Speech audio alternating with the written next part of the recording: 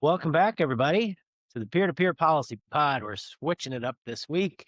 I am Brian Morgenstern here with Sam Lyman. I am doing a remote in to the studio. Very exciting, testing the tech, and hopefully all goes as planned.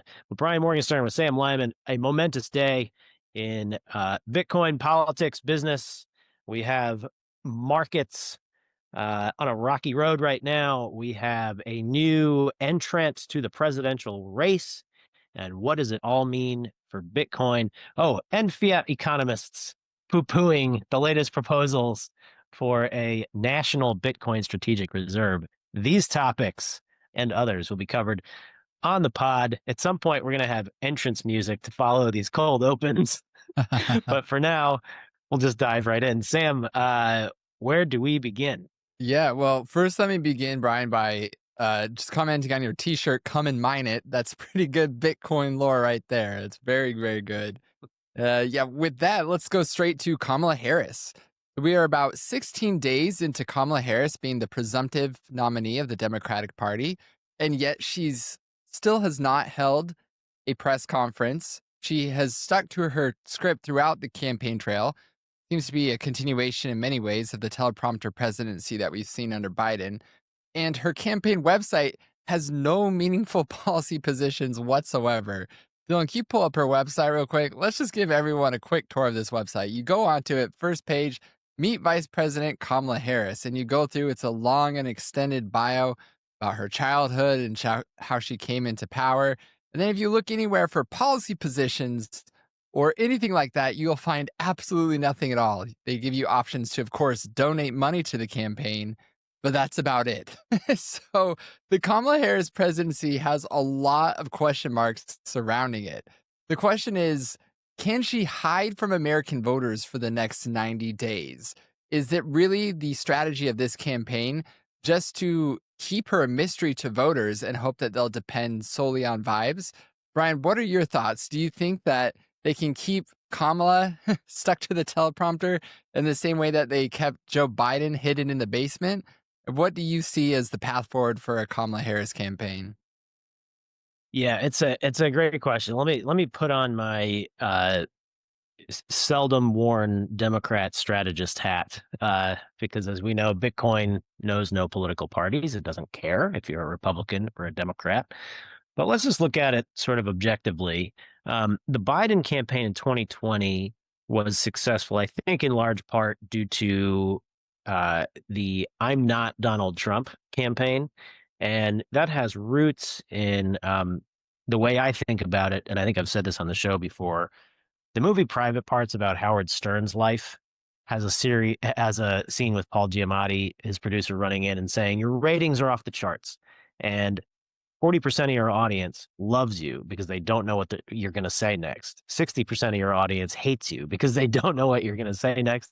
And that was sort of the way I think the Democrats played against Trump in 2020. After all, a presidential election is a binary choice.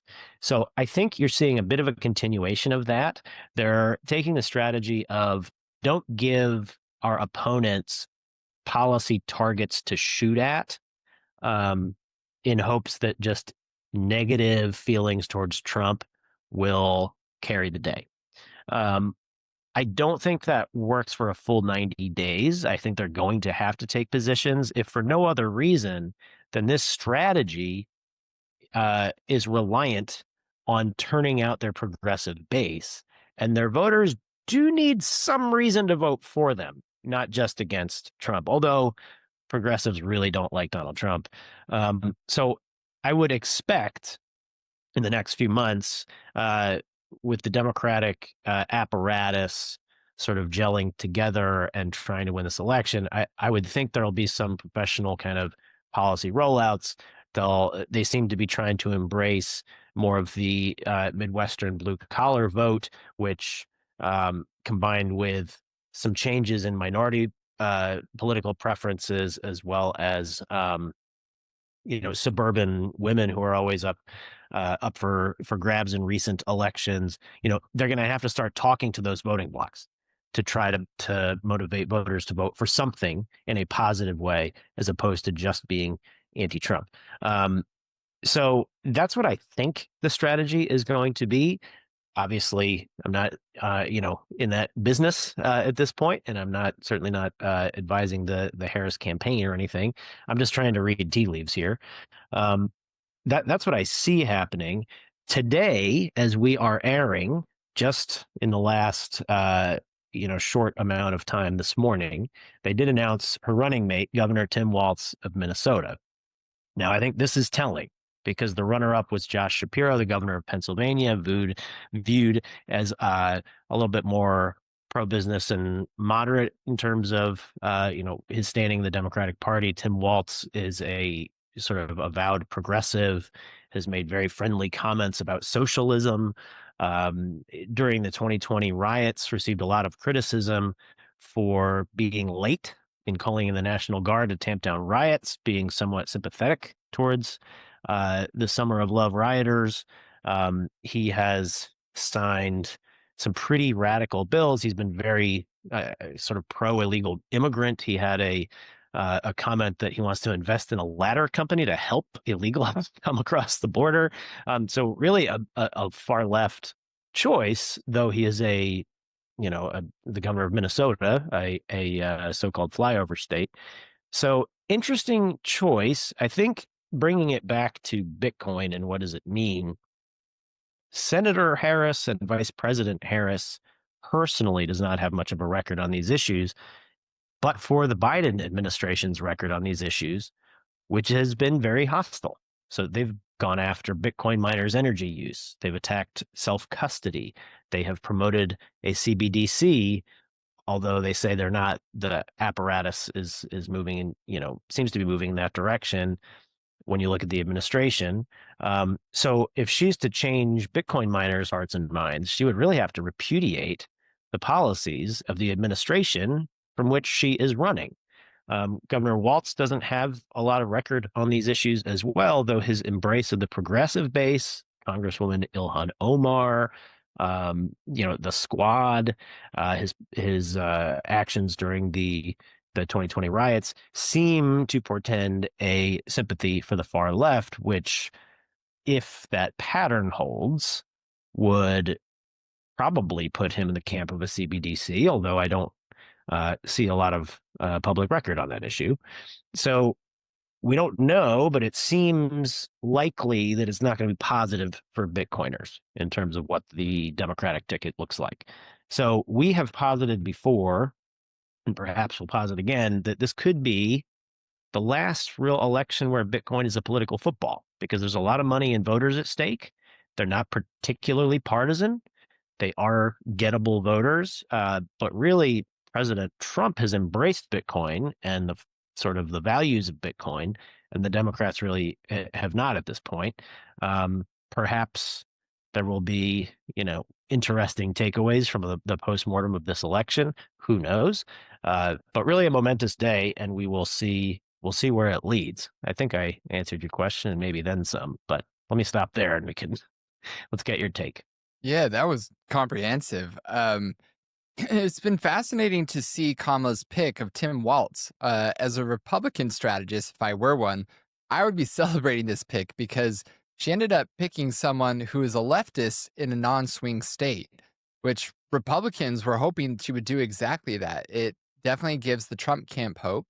And it's telling, too, about the ideological direction of the Democratic Party. They've had a chance to pivot. It's my personal belief that we reached peak woke in the 2020 to 2022 period. The culture and companies themselves are rejecting that hyper progressivism that took root in corporate America, in Hollywood, in academia. And it's clear that the American people want to move in a different direction. So I was quite surprised to see that Kamala Harris picked someone like Tim Walz. Let's remember that the last time Tim Walz and Kamala Harris teamed up, it was during the racial reckoning of 2020, or some say the Summer of Love protests. And at that time, Governor Walz practically let his cities burn, while Kamala Harris helped raise money to bail out some of the criminals involved in those riots and the violence associated with them. So either the Democratic Party is so ensconced in its own bubble that they are unaware that this is not the desire of the American people to continue in that woke direction, or they're just doubling down, thinking that they continue to control the sense-making institutions that will encourage more and more Americans to go in that direction. I've also found it very interesting that Josh Shapiro was passed over.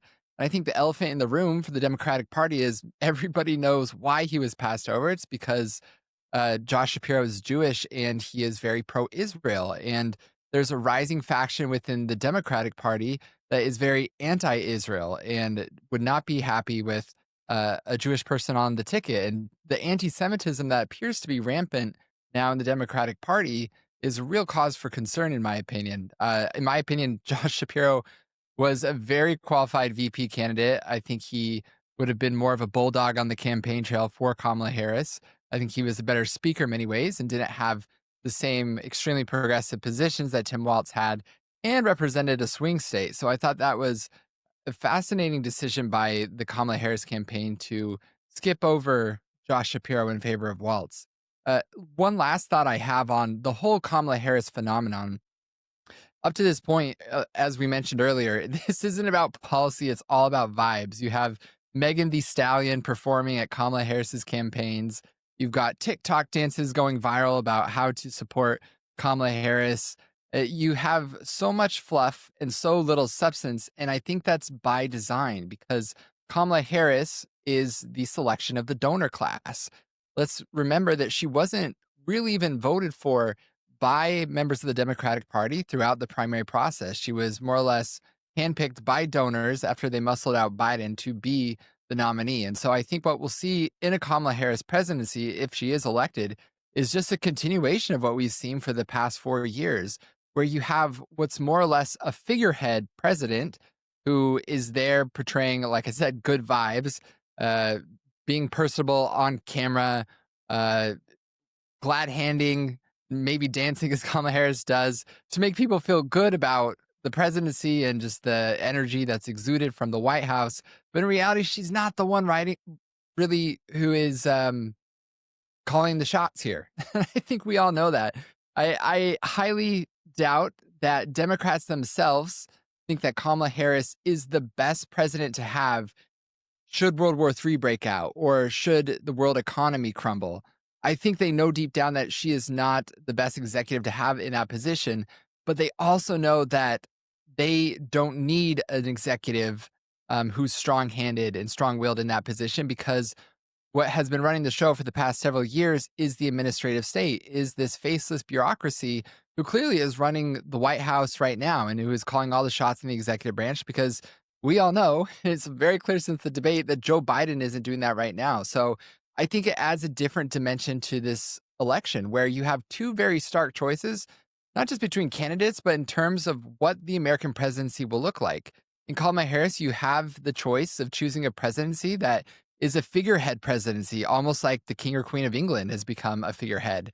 They are filling a role that is mostly ceremonial. And in the background, you have the permanent bureaucracy running the show. Or an alternative is Donald Trump, who stands in contrast to all of that, stands in contrast to the permanent bureaucracy. In fact, he wants to trim down that bureaucracy and restore the idea of a strong executive who's actually calling the shots. And so the American people have a really stark choice to make this November. I mean, my personal preference is that the American president in that office actually means something and that you actually have a strong executive running the country and not a faceless bureaucracy, but that's up for the American people to decide. And Brian, you mentioned as well at the end, what does this all mean for Bitcoin? So interestingly, Kamala has indicated that she's willing to shift her position on crypto. But the question is this lip service or is this something more meaningful? And Dylan, if you wouldn't mind pulling up, not the second tweet with the polls that I showed, but the tweet that talks about, should be the third link in there, that talks about this potential meeting between Kamala Harris's campaign and executives within the crypto industry. Do you have that by chance? Yes, this one. So we received reports last week that Ro Khanna, who's sort of been appointed the peacemaker between crypto and the Democratic Party, was putting together a gathering. And that gathering would include people from the Kamala Harris campaign to meet with industry leaders within the cryptocurrency industry. This was supposed to take place yesterday, but it didn't. It was canceled. It was also very vague who from the Kamala Harris campaign would even attend this meeting. So, Brian, this all raises the question: do you think that Kamala Harris's uh, apparent softening on crypto is a true pivot, or is this a head fake? Uh, it's a great question, and they're kind of leaving us hanging a little bit. Um, we were fortunate to have conversations with both Congressman Ro Khanna and Wiley Nickel, who are sort of pro innovation Democrats. I mean, Ro Khanna himself has said that he thinks being anti Bitcoin is like being anti laptop or anti cell phone, in the 90s. That it's just not really going to make that much sense in the future. The degree to which their voices are being heard by the campaign really remains to be seen because, as you said, the Harris camp didn't even allow this roundtable discussion to come together. So we're not really sure. What we are sure of is that the far left of the Democratic Party seems to be in favor of a central bank digital currency, which would allow the government to have the ability to track and control people's spending. As an example, examples of such a financial system you can see in China with the digital, with their CBDC being used to control the population. In certainly, in certain parts, pilot projects and things. And then you're also, we've seen real life examples of the Canadian truckers when they were protesting vaccine mandates, having their GoFundMe's shut down. We've seen some examples in the U.S. of progressive members of Congress calling in, oil executives or banking executives and trying to put pressure on them to cut off service to industries that they don't like oil and gas, like firearms manufacturers, payday lenders, others that they deem out of political favor, and they want to be able to kind of cut off services and marginalize those parts of the American population. So some troubling behavior we've seen in terms of financial freedom coming from the left. I think to your point about Governor Walz as the pick for VP, I mean, just to give you a sense of what some Republican strategists are saying in response, they seem to be rather jubilant. And our friend Josh Holmes, who has, longtime aide to Senator McConnell, posted basically a meme as his reaction of an Olympic pole vaulter uh, putting the pole in the ground, getting all the way up to the bar, and then just falling backwards. And that was his characterization of the Harris camp's first major decision of this campaign, which is picking a vice president. It doesn't seem to be a good omen for Bitcoiners and the policies that they're hoping for. It seems to be really doubling down on the far left part of the Democratic Party. So they're not really being clear. They canceled the roundtable. They haven't taken any public positions. But we have the Biden administration's record to lean on. That's pretty much all we have right now in terms of policy signals. So doesn't look very good at this point in time. But we've got it's August. Election day is until November. Of course, certain states have election month now, so it's an even more compressed time frame. And the media will run interference. We know that Vice President Harris has been sort of trying to memory hole some of her past positions of, being in favor of open borders. The media has been trying to convince the American people that she wasn't actually ever the border czar, even though their own reporting showed that she was the border czar.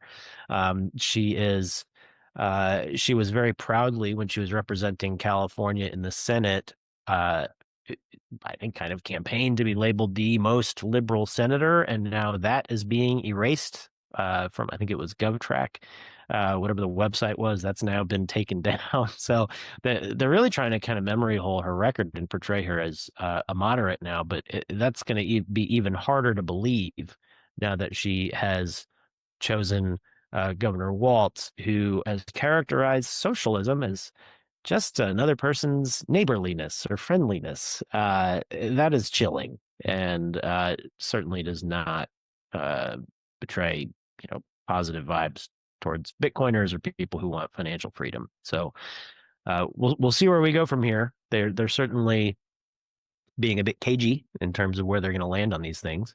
But the signals so far do not seem positive for Bitcoin. I'm with you. I would love to see her make a true pivot on Bitcoin. I think it's in her best interest to do so because it would remove it as a wedge issue that the Trump campaign is using to glean more votes. But it seems like the ideological predispositions of this campaign will prevent her from doing that. So I guess we'll watch how it unfolds. It'll be really interesting to see how. But keeping on this same idea of a crypto pivot, we had some really interesting legislation come out last week, Brian. That was from Senator Lummis, and we teased this legislation during our episode last week. We didn't really have too many of the details yet, but now that the official text has been released, we know what this bill is all about. And this bill, of course, is the Bitcoin Act, which was introduced by Senator Cynthia Lummis. And the Bitcoin Act establishes a strategic Bitcoin reserve in the United States. And here are the details. Senator Lummis wants the United States to accumulate about 5% of the total Bitcoin supply. That's about equivalent to how much of the gold supply the United States currently owns. And in real terms, that's approximately 1 million Bitcoin. So what's most interesting about this bill that she's introduced is that it wouldn't come at any additional expense to taxpayers to pay for this Bitcoin, to buy it up, because it would draw from existing funds at the US Treasury and at the Federal Reserve. And so that's great news. If we can gobble up 5% of the world's Bitcoin supply as a country, that puts us in a great geostrategic position going forward, should Bitcoin truly become the next store of value on the same plane as gold. So really interesting idea.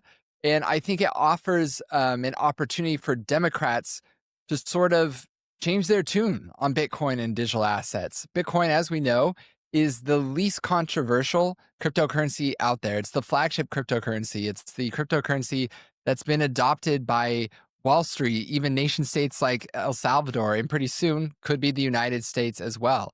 And so in many ways, Bitcoin is also Lindy in the sense that it's proven itself.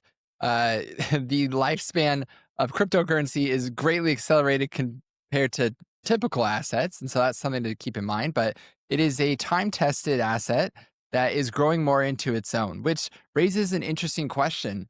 Could Democrats use Senator Lummis's bill as an olive branch by simply supporting it, by supporting this idea of a strategic Bitcoin reserve? We more or less already have one with the approximately 200,000 Bitcoin that we currently own through confiscating assets from illicit actors. So in a certain sense, we already have somewhat of a strategic Bitcoin reserve, but Senator Lummis just takes the logic of Bitcoin to the next level. Brian, what are your thoughts on this idea of using Senator Lummis's new bill as an olive branch, a way for Democrats to simply hit the reset button by merely supporting this bill?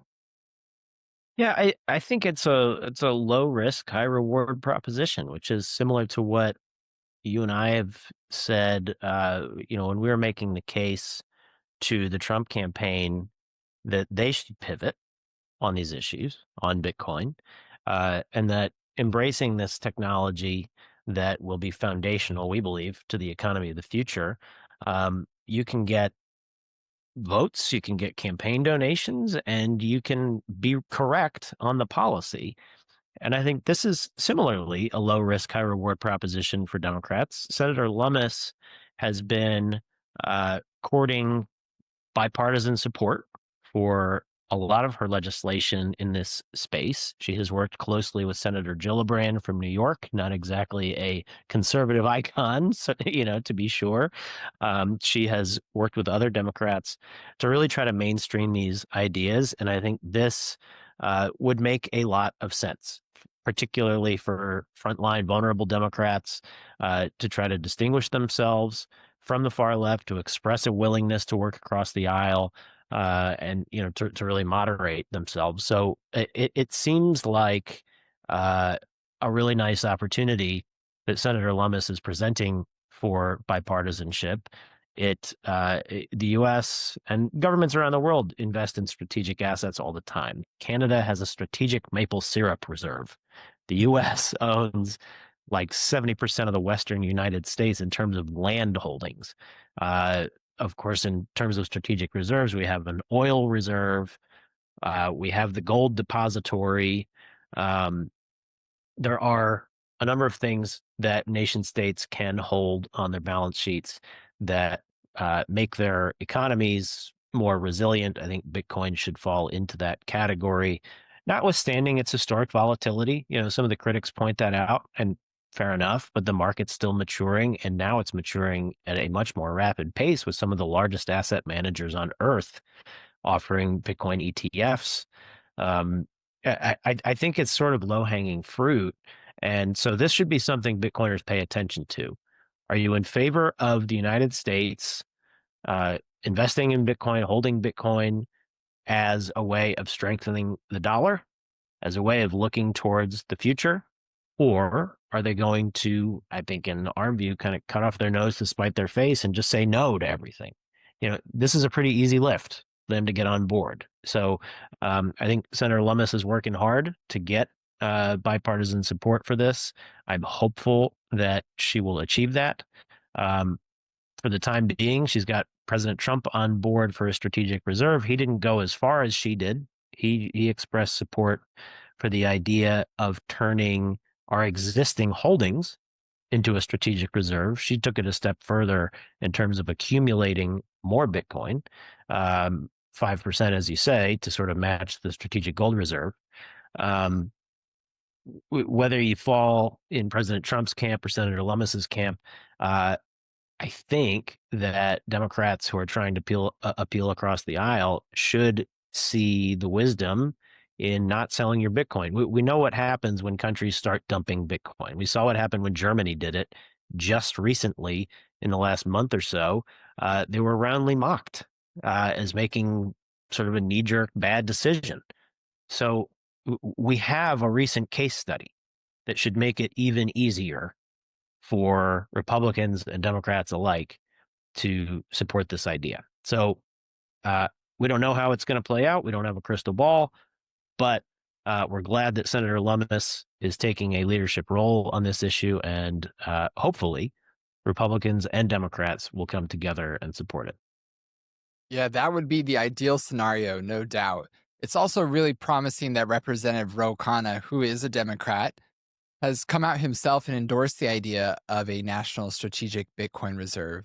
The fact that you have the person who is brokering a peace deal between Democrats and the cryptocurrency industry, he himself is supporting strategic Bitcoin reserve. That is fantastic. And hopefully he can encourage more of his colleagues to do the same. I really do see Senator Lummis's bill as an opportunity for Democrats just to wipe the slate clean, to start over completely when it comes to their approach to Bitcoin and digital assets. This is a fantastic bill that, in my opinion, could really improve the long-term geostrategic position of the United States and could strengthen our finances. And why wouldn't both right and left be for that? I think it's an amazing opportunity for them to come forward and change the tune and to show that, yes, Bitcoin is bipartisan. There's supports, or at least it can be bipartisan, that there can be support for this idea from both sides of the aisle. And if anybody's office can do that, I think it's Senator Lummis's office. She is orange pilling members of Congress one by one, had a pretty important role, I think, in orange pilling the president as well. And let's see what happens. I think that we really do have a shot at this, though. And I think it's important that we continue to move forward on it. And it's interesting because the strategic Bitcoin reserve could also play a pretty important role in strengthening our nation's finances and potentially alleviating the national debt. So Senator Lummis actually went on CNBC last week to explain this idea a little bit further. Dylan, do you mind playing us that clip? Diversified asset allocation of hard assets, including gold and including Bitcoin. It not only creates a diversified asset allocation because we already have U.S. dollars and treasuries and foreign currencies. It adds another very hard asset that could be put in cold storage, just the way we hold gold in cold storage, and allow it to grow in market value, backing the U.S. dollar. If we held 1 million Bitcoin for 20 years, we would have enough money to reduce the national debt in half. You talk about So that's a really interesting clip. And Brian, I don't know if it came through the audio on your end, but it's where Senator Cynthia Lummis says that if we held 1 million Bitcoin for 20 years, we could actually halve the national debt. A really interesting idea. And it seems to be a sticky idea because President Trump said something similar when he was doing a media interview last week. Do you mind playing that clip, Dylan? They think it's good. Who knows? Maybe we'll pay off our $35 trillion, hand them a little crypto check, right? We'll hand them a little Bitcoin and wipe out our $35 trillion. Thank you. And so I love that when President Trump says, maybe we'll hand them a little crypto check to pay off our national debt, hand them a little bit of Bitcoin. So it's a fascinating idea. We have long thought that Bitcoin was, some people thought it was an enemy to the US dollar, but in reality, it might be the savior of the US economy, according to some policymakers. Brian, what do you make of this? What do you make of the idea that Bitcoin can actually be used to alleviate the national debt and potentially strengthen the US dollar over the long term? Yeah, I mean, I think it's a worthy idea. Look, the U.S. has been reliant, I think, for too many years on just the ability to print more money, and the liquidity of U.S. debt. Um, I think it makes sense for the U.S. to shift, even in this, maybe symbolic or maybe small way, uh, towards holding appreciating assets, so that someday we have a hope of having our balance sheet look more balanced, of having assets greater than our liabilities. And Bitcoin is the best performing asset of the last decade. There's been a lot of reporting on that. And so it would be, I think, a positive step to shift away from this reliance on debt, away from this reliance on inflating away our currency, and moving towards holding appreciating hard assets, to strengthen our resilience, to strengthen our financial health as a nation. So I'm glad this conversation is taking place, and I certainly hope that enthusiasm for it grows over time. We'll see who is more forward looking and who is more sort of entrenched in the ideas of the past. Maybe we'll see a sea change with this election. We keep saying this could be the Bitcoin election. You have tens of millions of Americans, millions of them in swing states. We, help operate the Bitcoin Voter Project. Another plug for that. Follow it on social media at Bitcoin Voter. Go to the website, bitcoinvoterproject.org, and sign up if you care about these issues and you want our politicians to care about these issues.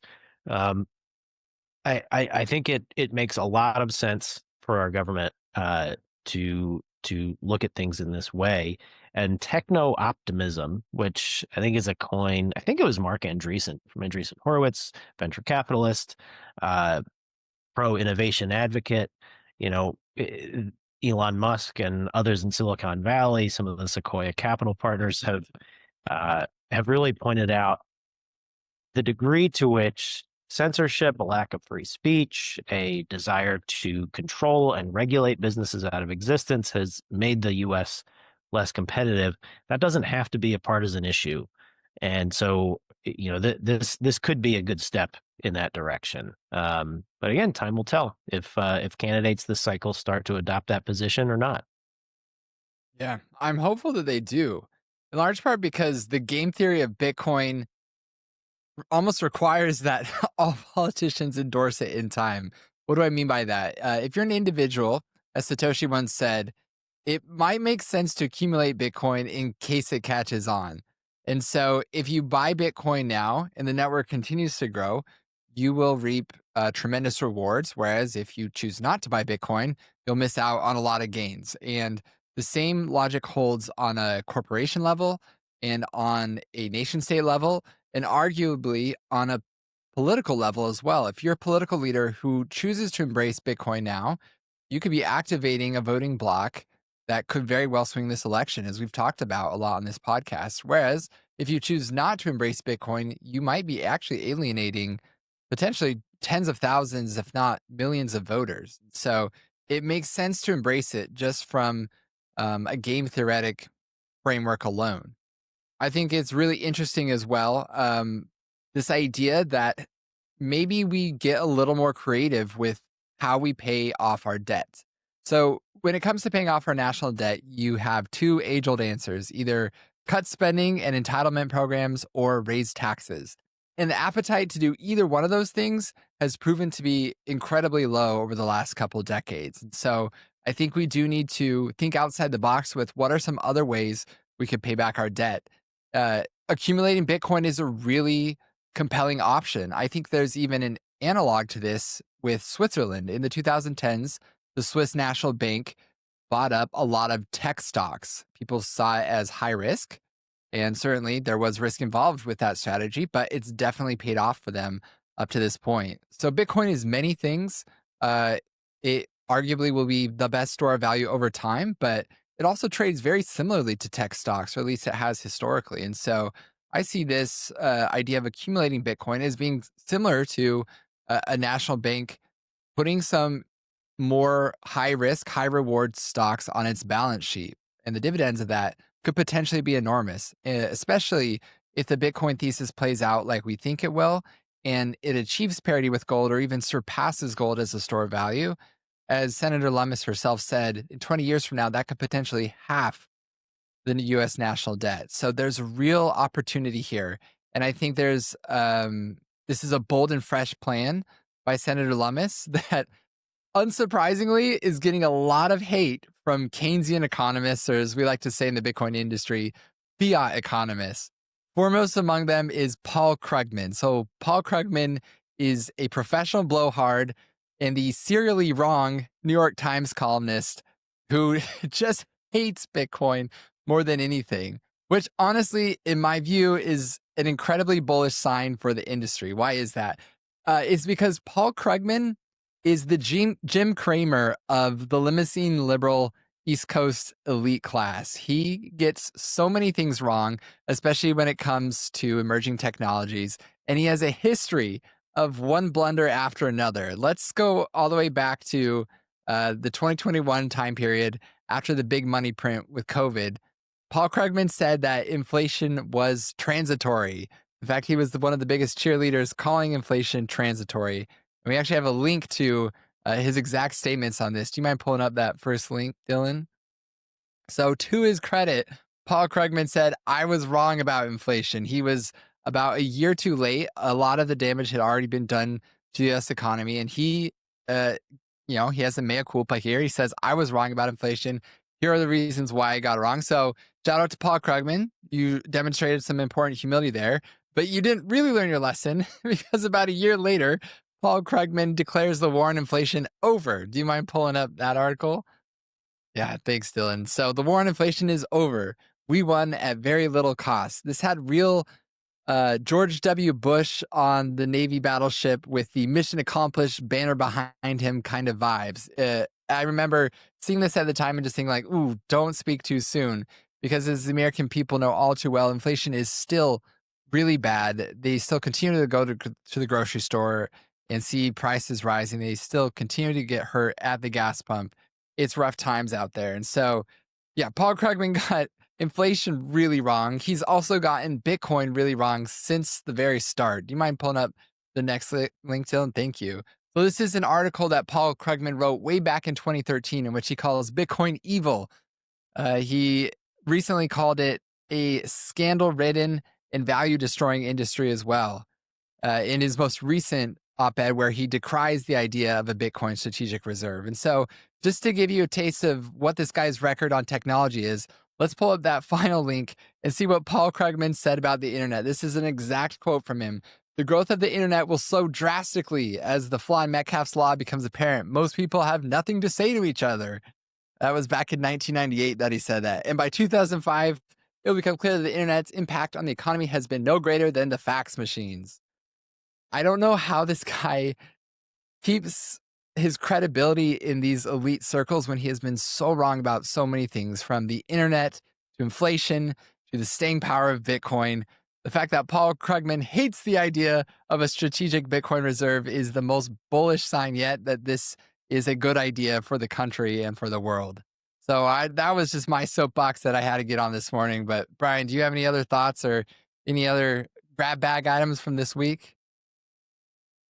No, that was very well done. And it really is quite amazing that people still listen to Paul Krugman and don't just run in the opposite direction. And don't forget, I'll add another example to his wrongness, which was his prediction that should Donald Trump be elected president of the United States, the stock market would crash, and that we would all experience, a horrific economy. Of course, in Trump's presidency, the market hit record highs. I staffed him for a press conference when I believe it was when the S&P cracked over 30,000, congratulating everyone for their very healthy 401ks. So Krugman is, I think, serially wrong is the right way to frame it. And his continued disdain and hatred of Bitcoin appears to be more emotional or philosophical than it is fact-based. So the fact that he is still, even with Bitcoin, no bumps in the road, it's in the 50,000s, mid 50s. It's recently been in the 70,000 range. Note that 10 or 11 years ago, when he said Bitcoin was evil, it was priced at $700.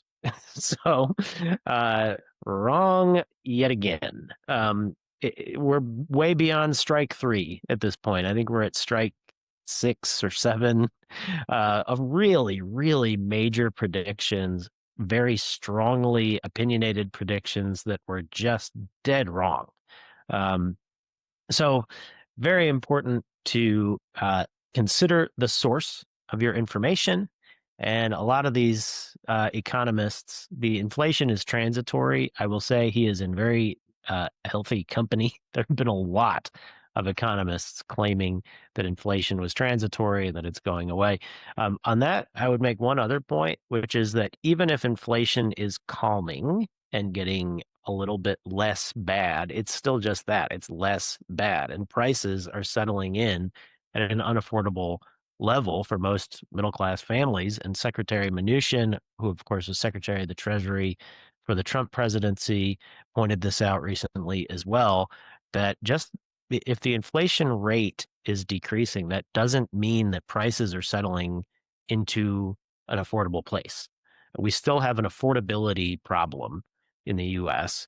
And, Krugman, even in his inflation analysis, was removing some really core items to try to reach that result, manipulating the data. So consider the source.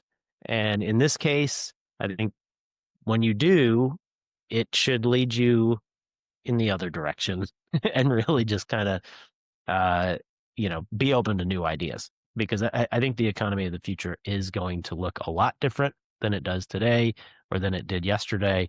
And I think looking forward in terms of Bitcoin policy is going to make the U.S.